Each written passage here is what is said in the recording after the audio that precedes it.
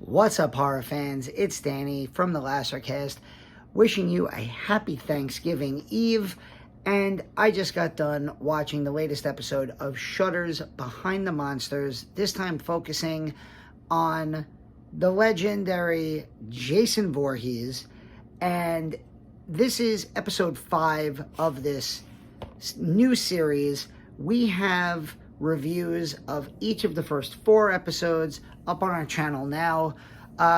Pete and I just posted an interview with Jordan Graham, the director of Seder, a really cool original horror film where the true story of it is actually more crazy than the movie, and you can watch that full interview up on our channel now. You can watch Seder on Shudder, as well as Amazon Prime and Tubi. And I also have a review of last night's episode of Chucky, the series on USA, which is probably my favorite new series. But anyway, we're here talking Behind the Monsters, and we're talking everybody's favorite hockey masked, machete wielding maniac, Jason Voorhees. This episode focuses mainly, the overarching theme of this episode, and really the overarching theme of Jason as a character, is how he is consistently evolving and how that franchise really evolves so much from episode to episode. Rebecca McKendry has a great line in this where she talks about how all of the movies in this franchise feel so different, but at the same time feel exactly the same. And there's never any evidence of like a clear thought process where like part 7, the makers of part 7 don't know where part 8 is going to take it. The makers of part 8 don't know where part 9 is going to take it. It's just this kind of almost a free-flowing stream of consciousness franchise. Charlotte and I, we went through the first 11 movies in this franchise. Back here, I have, right here, the amazing Scream Factory box set of the entire Friday franchise. The only movie that Charlotte and I haven't watched so far is the remake, which we will get to. And once we finish that, she wants to do a ranking video, which she's been talking about wanting to do for a while. So hopefully after we do the remake, we'll be able to get that video done. But this franchise, more than almost any other, more than the Nightmare franchise or the Halloween franchise, the rankings for me fluctuate every single time I watch these films. It was great in this episode of Behind the Monsters getting to hear from several of the actors who've played Jason, including the OG Jason, Ari Lehman, who played, little swamp boy Jason at the end of the original film. You get to see CJ Graham, who was one of the very first horror movie actors who I met at a convention probably 20 years ago. At Monster Mania in New Jersey. He was there, I want to say it was probably Monster Mania, let's say 2002, 2003. It was around that time. And he was a great guest. And he's the Jason from my favorite Friday the 13th film, which is Jason Lives Part 6. Of course, Kane Hodder, who is the actor who's played Jason the most, 4 times from movies 7 through 10. Yes, 7 through 10. Derek Mears, who is awesome in the Friday the 13th remake. Whatever your thoughts on that movie, Derek Mears kicks ass in that movie. He's in this. And then you have some of the people who actually worked on the films. You have Tom McLaughlin, who directed Part 6, Jason Lives, which was cool to have him talk about, how it was the 6th movie and he wanted to infuse some humor into it, and bringing in Alice Cooper to do the music video components to it, and how that kind of really made the movie feel so different, which is, again, one of the reasons it's my favorite movie in the franchise. But yeah, there's this continuous thread, though, about, how Jason is this evolving character. You get Ari Lehman's, Swamp Boy Jason as just like a closing image from part 1. Then you have Baghead Jason in part 2. He gets the hockey mask in part 3. There was a lot of discussion about part 3, in part because that's, of course, the movie where he gets the hockey mask.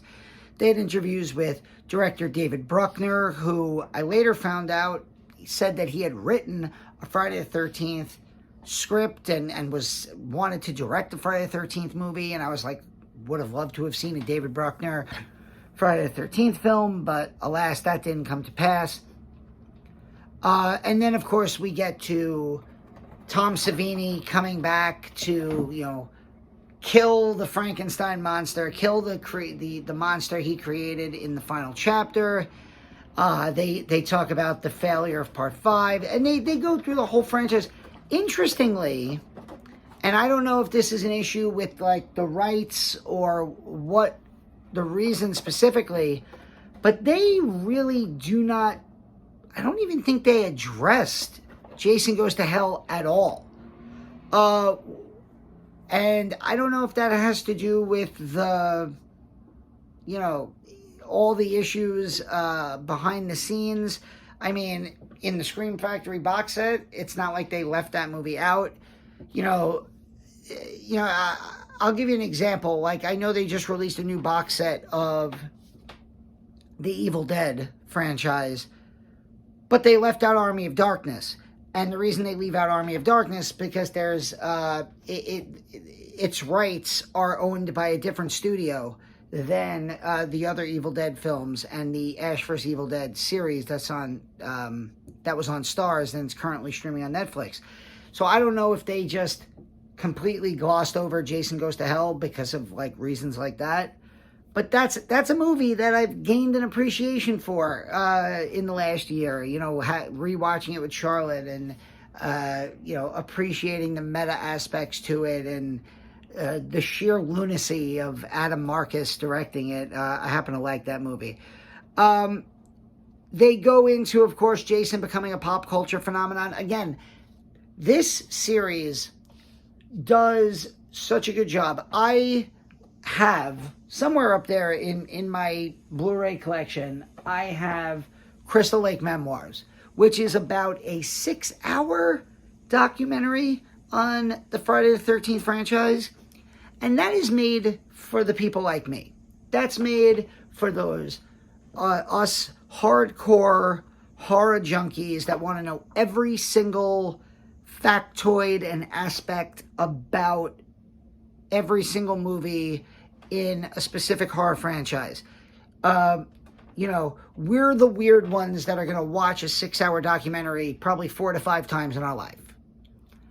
If you don't have the time for a 6-hour documentary about the Friday the 13th franchise, and if you're, your run-of-the-mill average horror movie fan who enjoys going to the movies to see the latest horror movie when it comes out, and you've seen these franchise films, this show is just the perfect encapsulation of a franchise.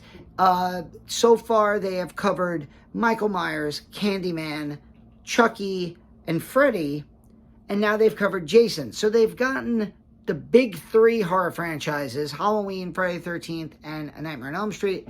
They hit Chucky, so they have the Child's Play franchise, which is 7 movies, plus an amazing new show on TV. Candyman is a 3-movie franchise. I know that Hellraiser, Pinhead, I believe, is one of the characters they're going to be covering soon. Probably Leatherface as well. So, if you don't have 6 hours to dedicate yourself to this epic documentary, here's a perfect 45-minute, everything you need to know about each film in a franchise and how this character has crossed from, being a blood-soaked, gore fest in the theater to a pop culture icon. I knew they were going to do it. They did show Jason on the Arsenio Hall show, which is a classic moment from, I believe, like the late 80s, early 90s. They showed all of the, appearances by Jason in, cartoons and all these other pop culture big shows. So it was really fun to see that. Jason is not my personal favorite of the slasher icons, and Charlotte watched this with me, and she even agreed. She said, I don't love Jason as much, but, the thing is, I feel like the people who have been a part of this franchise, their love of the character and the fans' love of this character has really, pardon the expression, it's created a monster. Like, Jason is just he's this unstoppable force, both on screen and off, that here we are, we're 12 movies in. They do address the limbo status of the franchise, because basically this franchise is caught up in the courtroom. Victor Miller, who wrote the original screenplay, has sued to get the rights back. I think he's being countersued by studios and by Sean Cunningham, who wants the right. There's this whole legal mess that is preventing, to me, what is the most obvious money grab ever, the 13th Friday the 13th movie. Like, all of these people who are in the courtroom drama have to realize Friday the 13th, part 13, is the easiest money grab that there's ever been. Like, just make the damn movie.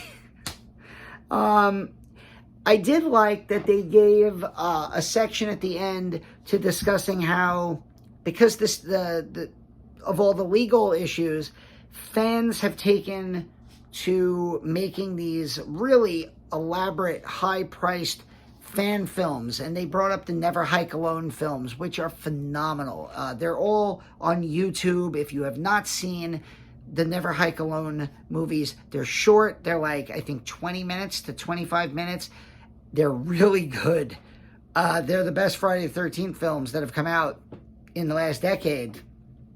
And they're all fan-made on YouTube. So go check those out.